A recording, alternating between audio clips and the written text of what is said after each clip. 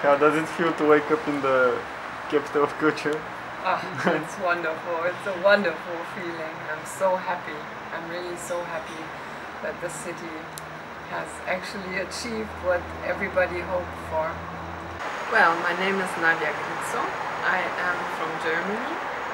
I live in Hamburg, and my job is at the moment to consult cities together with the team that we have, with 2 other people.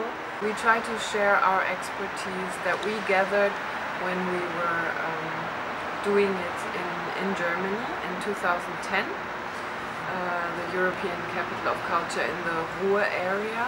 And it's a very big area, and we had 53 cities in the region doing it with us, and it's around 5.3 million people, so it was a very big European Capital of Culture, and we learned a lot.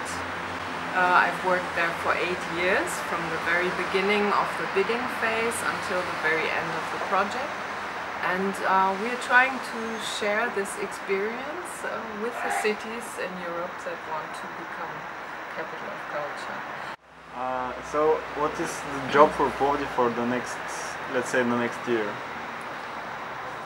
This is the toughest phase that you will go through as a city, because there will be, of course, you can expect a lot of discussions about how to do it, who should be doing it, about the organization, how to set it up. You already have a very good setup, the foundation, you have a good basis to work on.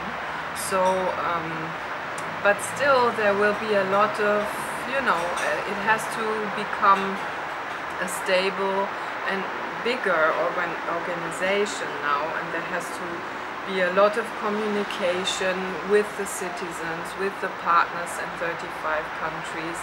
There has to be a lot of patience from everyone, because of course the European Capital of Culture will not start tomorrow. What should be Plovdiv aware of? I think the examples that have failed the most are the cities that did not involve their citizens in a very close way. That means that couldn't get the passion across to their citizens and get them to not only come to some show, but also to get involved, to be volunteers, to really participate in projects that are there for a lot of people. The other mistake that a lot of not so successful European capitals of culture have done is to build things. I mean, to put their money into buildings, building a big theater or building this or that.